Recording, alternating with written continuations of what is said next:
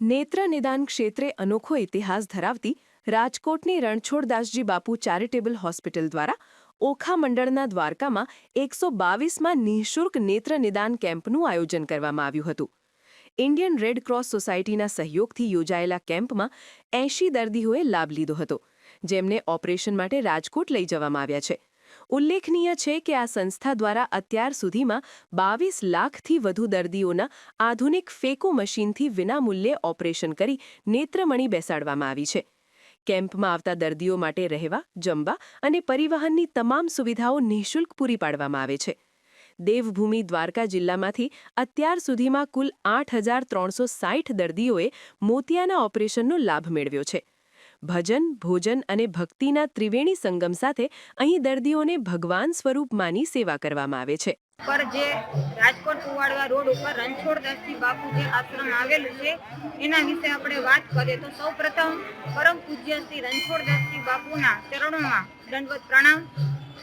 અને આપણે આ જે ગુરુદેવ છે એને કઈ રીતે વિચાર આવ્યો કે આપણે આ સેવા ચાલુ કરવી જોઈએ, નેત્રયજ્ઞ ચાલુ કરવો જોઈએ.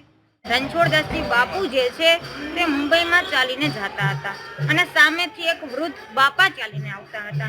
બાપા અચાનક પડી ગયા અને ગુરુદેવે એને ઊભા કરીને પૂછ્યું કે તમે કેમ પડી ગયા? તો કે મને બંને આંખે દેખાતું નથી, બંને આંખે મોતિયા છે.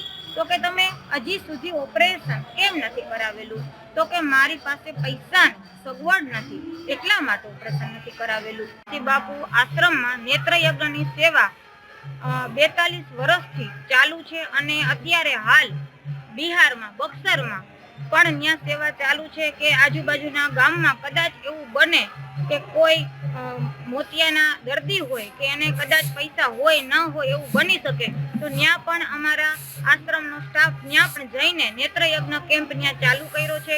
અને તે ઉપરાંત ફ્રીમાં તો ઓપરેશન પ્લસ મીઠી ગુંદી, ચોખા, લોટ, 100 રૂપિયા, સાડી આ બધી વસ્તુ પણ એ લોકોને આપવામાં આવે છે. કારણ કે અમે દર્દી ભગવાન માનીએ છીએ, અમારા મહેમાન માનીએ છીએ અને એ લોકોના આશીર્વાદથી અમે આટલા સ્ટાફ આખો દિવસ કામ કરતા હોય તો પણ અમને જરા પણ થાક નથી લાગતો.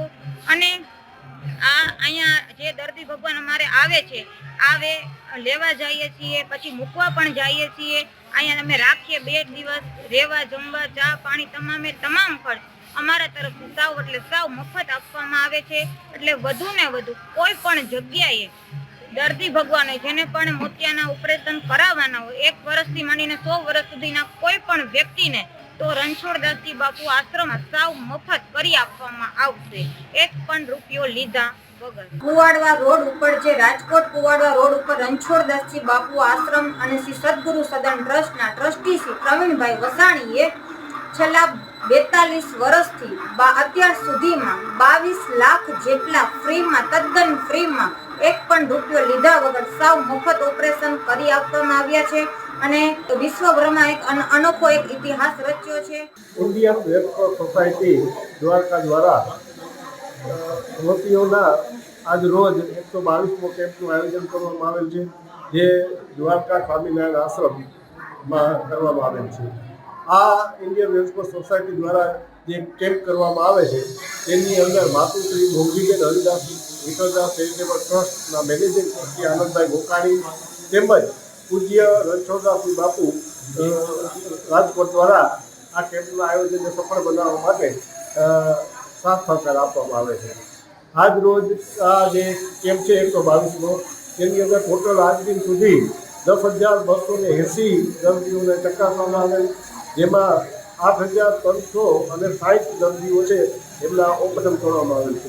અને આજ દિન સુધીના આજ 8,360 ઓપરેશનની અંદર 1 પણ ઓપરેશન છે એની અંદર કોઈ પણ ફરિયાદ આવેલ નથી અને સફળતાપૂર્વક રણછોડદાસજી બાપુ આશ્રમમાં આ કેમ્પનું ઓપરેશન કરવામાં આવે છે.